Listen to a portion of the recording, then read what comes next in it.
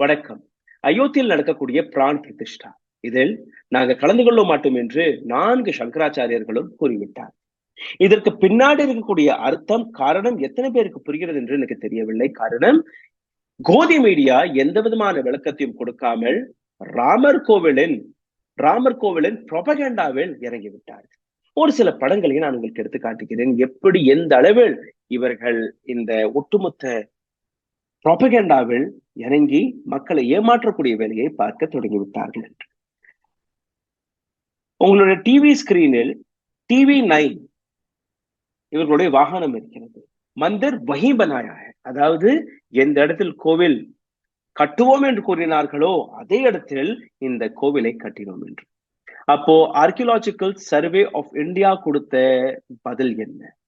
Supreme court இதற்கான தீர்ப்பை கொடுத்திருக்கிறார்கள். ஆனால் அது நீதி நியாயத்துடன் வழங்கப்பட்ட தீர்ப்பா என்ற கேள்வியை யாருமே ஏன் கேட்கவில்லை. ஆர்கியலாஜிக்கல் டிபார்ட்மெண்ட் ஆஃப் இந்தியா கொடுத்த அந்த ரிப்போர்ட்டை நீங்க படித்து பார்த்தீர்கள், உங்களுக்கு புரிய வரும். பாபரி மஸ்ஜித்திற்கு கீழே நாங்க தோண்டி பார்த்தோம், எந்த விதமான கோவிலுக்கான அடையாளமும் கிடையாது. பாபரி மஸ்ஜித்துடைய மின் சிவற்றை பாருங்கள், பின் சிவற்றை பாருங்கள், அனைத்துமே எந்த விதமான கோவிலுக்கான அடையாளத்தையும் எடுத்துக்காட்டக்கூடிய தளம் அல்லாமல் இருந்தது.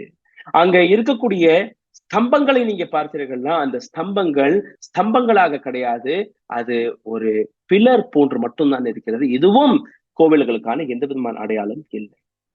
அப்ப எப்படி இந்த அளவில் இந்த பிரச்சாரத்தை நீங்க பார்த்து வருகிறீர்கள்? நீங்க பார்க்க வேண்டும். ராமர் கோவிலின் இந்த திறப்பு விழாவும் போது சங்கராச்சாரியர்களுடைய எவ்வளவு முக்கியத்துவம் இருக்கிறது, எந்த அளவில் சங்கராச்சாரியர்கள் அங்க இருந்தே தீர வேண்டும் என்கிற எந்த விதமான விளக்கத்தையும் கொடுக்காமல் இந்த கொண்டாட்டத்தை நீங்க கொண்டாடி வருகிறீர்கள். ஆனால் இதற்கான உண்மையான அர்த்தத்தை நான் உங்களுக்கு எடுத்து காட்டேன். கும்பம் இல்லாத ஒரு கோவிலை நீங்க பார்த்திருக்கிறீர்களா? அல்ல கும்பம் இல்லாமல் கும்பாபிஷேகத்தையே உங்களால நடத்த முடியும் என்று நீங்க பார்க்கிறீர்கள். கும்பம் இல்லாத கும்பாபிஷேகத்தை நினைத்து கூட நீங்க பார்க்க முடியாது. ஏன்னா தென்னாட்டில் இருக்கக்கூடிய அனைத்து நபர்களுமே நாம் எத்தனையோ கும்பாபிஷேகங்களை பார்த்திருக்கிறோம். அந்த கும்பாபிஷேகம் நடக்கும் போது மேல கருடர் சுத்தும் போது எந்த அளவில் அந்த இடத்தில் ஆரா இருக்கிறது, எந்த அளவில் அந்த இடத்துல மக்களுடைய மகிமை இருக்கிறது என்று அனைத்து நபர்களுமே, தமிழ்நாட்டில் இருக்கக்கூடிய அனைத்து நபர்களுமே உணர்ந்திருப்போம். எத்தனை பேருக்கு வடநாட்டில் இருக்கக்கூடிய நபர்களுக்கு அந்த கும்பாபிஷேகத்திற்கான அர்த்தம் புரிகிறதா என்று எனக்கு தெரியவில்லை. இல்ல இது கும்பாபிஷேகம் அல்ல, இது பிரான் பிரதிஷ்டை மட்டும்தான் என்று பல்வேறு நபர்கள் அதற்கான விளக்கத்தையும் கொடுப்பார்கள். ஆமாம், இது பிரான் பிரதிஷ்டை மட்டும்தான். ஆனால் அந்த கோவில் வளாகத்தில் என்ன நடந்திருக்கிறது என்று நீங்க புரிந்து கொள்ளும். ஒரு கோவிலுடைய நிலைக்கதவுக்கு மேல இருக்கக்கூடிய கோபுரத்தை ராஜகோபுரம் என்று கூறுவார்கள். இது போன்ற பல்வேறு வழிகள் வைத்து இருக்கக்கூடிய ஒரு கோவில், ஒரு மிகப்பெரிய பிரம்மாண்டமான கோவில். அந்த கோவிலுக்கான உண்மையை நான் உங்களுக்கு எடுத்து காட்டுகிறேன். இந்த படத்தை பாருங்கள். இந்த படத்தில் ஒரு கோவில் இருக்கிறது சிகரத்துடன். இதைத்தான் உங்களுக்கு கோதி மீடியா எடுத்து காட்டுகிறது ஒழிய அங்க இருக்கக்கூடிய உண்மையான படத்தை ஏன் யாருமே எடுத்து காட்டுறது? நான் உங்களுக்கு அந்த படத்தை எடுத்து காட்டுறேன். ராமர் கோவில் இப்போ இருக்கக்கூடிய நிலை என்ன நீங்க பார்த்தீர்கள்னா, அதிகபட்சம் 60% என்று ஒரு சில நபர்கள் கூறுகிறார்கள். ஒரு சில இடங்களில் 40-45% மட்டுமே இந்த கட்டுமான பணி முடிந்திருப்பதாக அந்த தகவல் வந்திருக்கிறது. L&T இந்த நிறுவனம் தான் இந்த கோவிலை கட்டி வருகிறார்கள். L&Tல இருந்து ஒரு சில தகவல் கிடைத்திருக்கிறது. சரி, இந்த சிகரம் காணவில்லாத இந்த சிகரம் எப்ப கட்டி முடிப்பீர்கள்? L&T கொடுக்கக்கூடிய பதில், இந்த வருடம் டிசம்பர் மாதம் ஆகிவிடும் இந்த சிகரம் கட்டி முடிப்பதற்காக. இப்ப இந்த 2 படங்களை பாருங்கள். கீழே இருக்கக்கூடிய ஃபர்ஸ்ட் ஃப்ளோர் கட்டி விட்டார்கள், மேல இருக்கக்கூடிய 2வது மாடியும் கட்டி விட்டார்கள். அதற்கு மேல இருக்கக்கூடிய விமானம் என்கிற இடம், எதற்கு கீழே நீங்க இந்த சிலை வைக்கிறீர்களோ அந்த விமானம், அந்த சிகரம் இன்னும் தொடங்கக்கூடவில்லை. அந்த இடத்தில் பிரைம் மினிஸ்டர் மோடி சிகரத்தையும் கட்டுகிறார், அந்த இடத்தில் பிரைம் மினிஸ்டர் மோடி சிலையும் வைக்கிறார், அந்த இடத்தில் பிரான் பிரதிஷ்டையும் நடக்கிறது. கடந்த 2-3 நாட்களாக பல்வேறு ஸ்காலர்ஸ்கள், பல்வேறு ஹிஸ்டாரியன்ஸ்கள், ஹிந்து மதம் கோவில்களில் ரிசர்ச் செய்த பல்வேறு நபர்களை நான் சந்தித்தேன், பேசினேன். ஒவ்வொரு நபரும் கொடுத்த ஒரே பதில், இது ஒரு இன்கம்ப்ளீட் ஸ்ட்ரக்சர். இந்த கோவில் இன்னும் கட்டி முடிக்காத ஒரு கோவிலாக இருக்கிறது. சிவர்கள் இல்லை என்றாலும் பரவாயில்லை, வெளியில இருக்கக்கூடிய பியூட்டிபிகேஷன் இல்லை என்றாலும் பரவாயில்லை.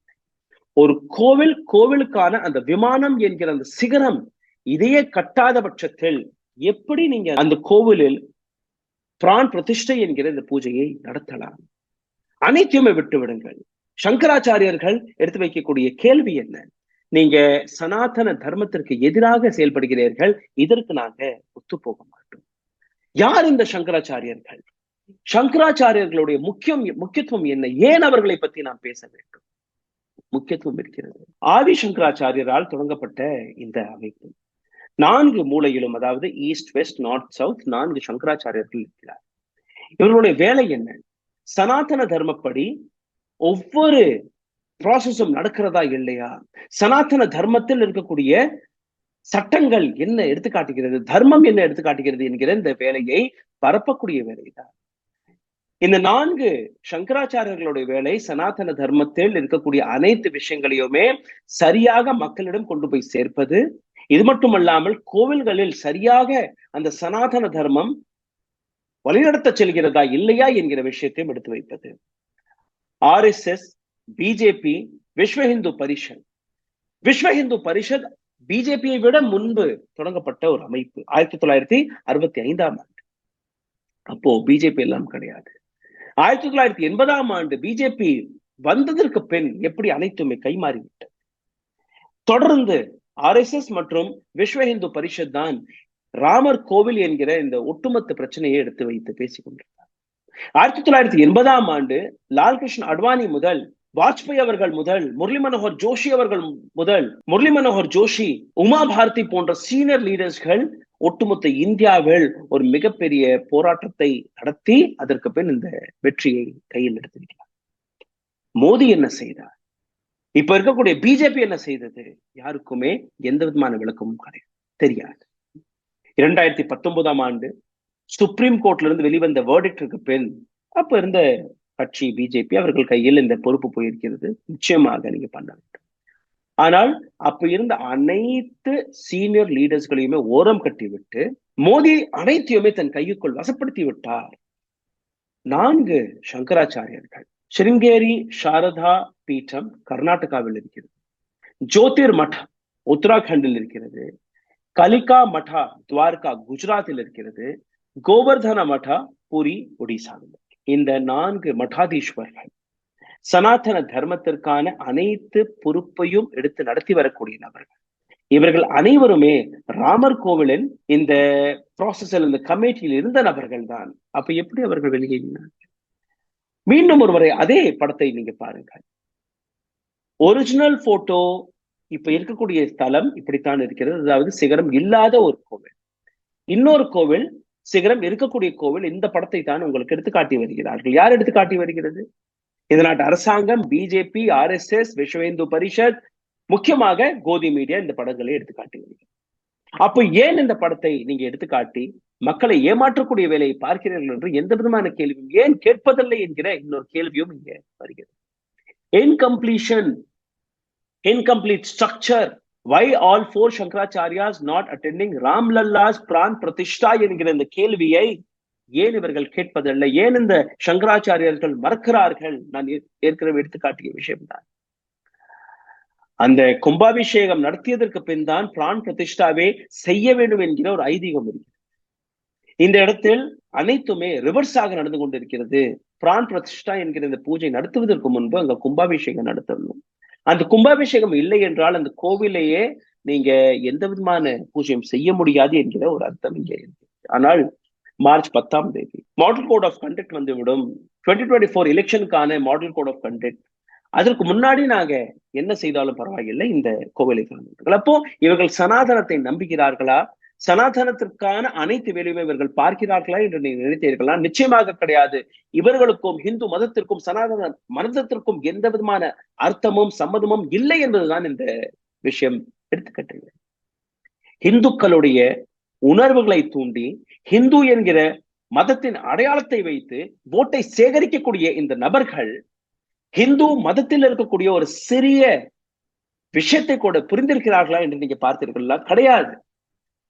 சங்கராச்சாரியர்கள் எங்களுக்கு தேவை அல்ல. அப்ப எதற்காக சங்கராச்சாரியர்களை இத்தனை ஆண்டுகள் வரை இதே ராம் மந்திர் டெம்பிள் கமிட்டியில் நீங்க வைத்திருந்தீர்கள்? எதற்காக இதே 4 சங்கராச்சாரியர்களும் உங்களுடைய புதிய பார்லிமெண்டில் வந்தார்கள்? இது போன்ற பல்வேறு கேள்விகள் தொடர்ந்து கேட்கப்படும். ஆனால் யாருமே கேட்பதில்லை.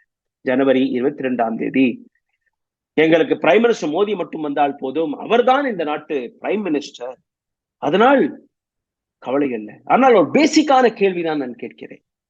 கும்பம் இல்லாத கோவிலை எப்படி நீங்க கோவிலாக பார்ப்பீர்கள்? கும்பம் இல்லாத ஒரு கோவிலை எப்படி நீங்க கும்பாபிஷேகத்தை நடத்தி அந்த இடத்தில் பிரான் பிரதிஷ்டியம் செய்ய போறீர்கள்? கும்பம் எங்க?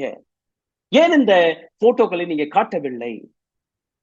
எப்படி எல்என்டி நிறுவனம் இந்த விஷயத்தை எடுத்து வைக்கிறது? இந்த வருடம் கடைசியில் தான் 2024 டிசம்பர், இன்னும் சொல்ல போனால் 25 நடக்கலாம், அடுத்த வருடமும் ஆகலாம், அந்த சிகரத்தை கட்டி அமைப்பதற்காக.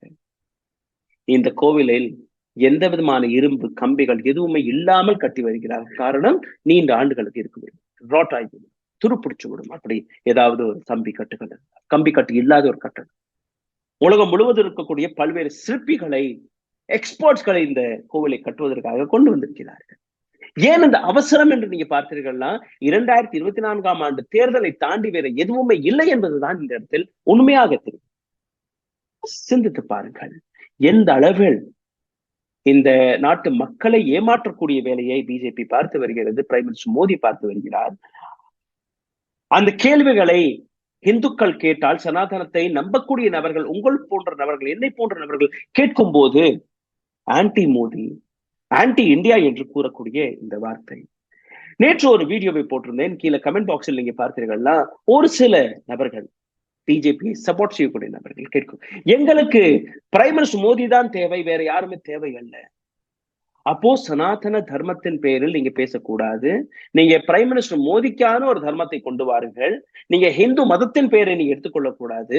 ஹிந்து மதத்தின் பெயரில், ராமரின் பெயரில், ராமர் கோவிலின் பெயரில் நீங்க போட்டு கேட்கக்கூடாது. இல்ல அவர்கள் வேற ஒரு சைவ மதம், எங்களுடைய இதற்கு அவர்கள் ஒற்றுப்போக மாட்டார்கள்.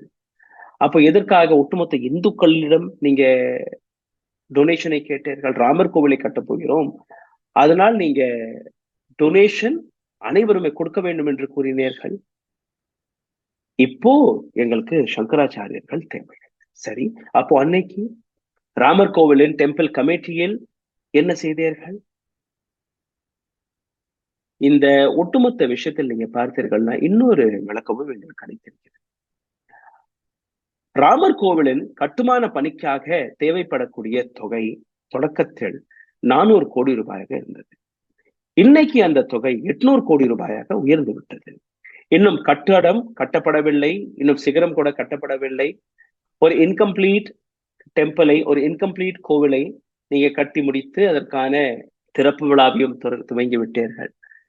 800 கோடி ரூபாயில் இது நின்றுவிடும் என்றால் கிடையாது, இன்னும் இதில் செலவாக போகிறது.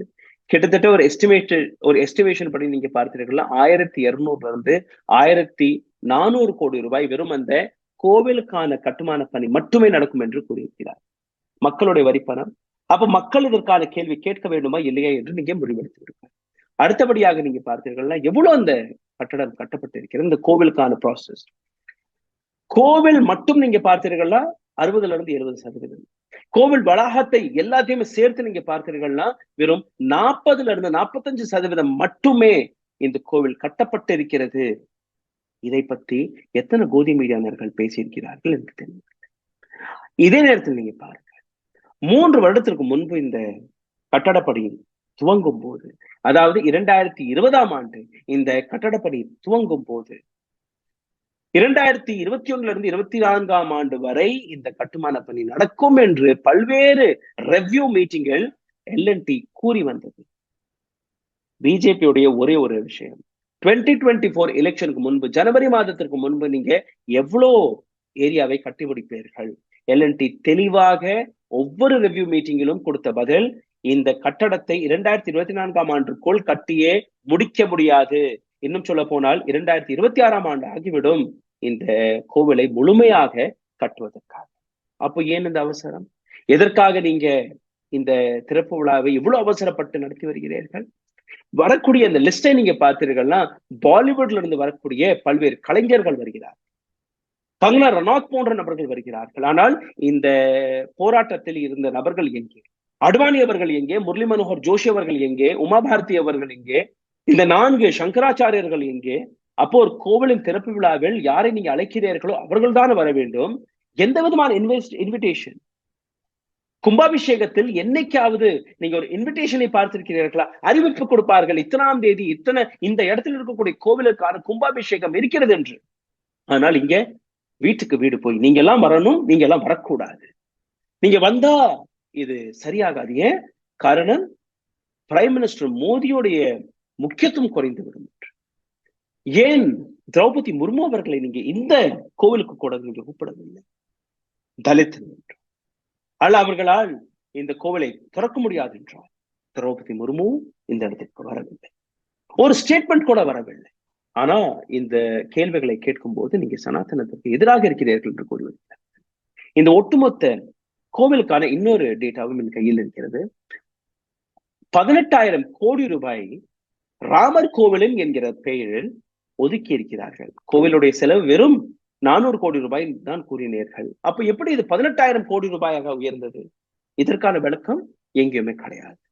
18,000 கோடி ரூபாயில் நீங்க என்ன செய்கிறீர்கள் என்று கேட்கும் போது there are many hidden costs என்று கூறியிருக்கிறார்கள். அதாவது இந்த காஸ்ட் எல்லாம் நாங்க சொல்ல முடியாது, கூற முடியாது. 400 கோடி ரூபாய் தான் அந்த கோவிலுக்கான செலவு. அப்ப எப்படி 18,000 கோடி ரூபாய் நீங்க உயர்த்தி இருக்கிறீர்கள்?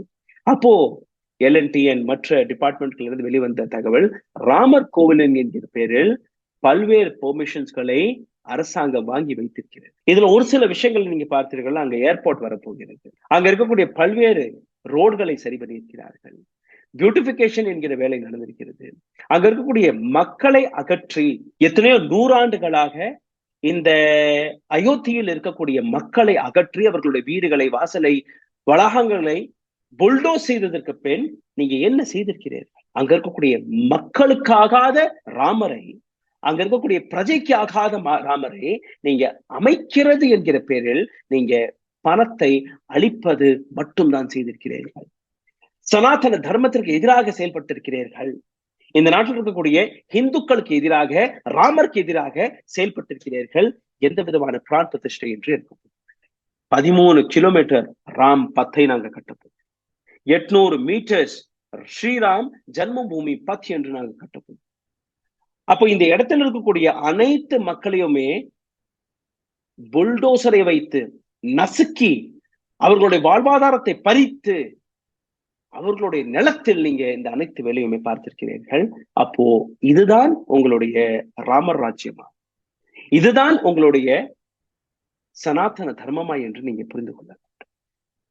கும்பம் இல்லாத கும்பாபிஷேகத்தை சிந்தித்து பாருங்கள். உங்களுடைய கருத்துக்களை கீழே கமெண்டில் எழுதி விடுங்கள். நன்றி, வணக்கம். ஊடகம் கார்ப்பரேட் அரசியல்வாதிகளின் கைப்பாவையாக, அடிமைகளாக இருந்தது போதும். இனி சாட்டை எடுத்து சுழற்றும் நேரம் வந்துவிட்டது. ஊடகம் பொதுமக்களாகிய உங்களுக்காக, உங்களாலேயே இயக்கப்பட வேண்டும். ஊடக சுதந்திரத்திற்காக உங்களின் பங்களிப்பை இன்றே அளித்திடுங்கள்.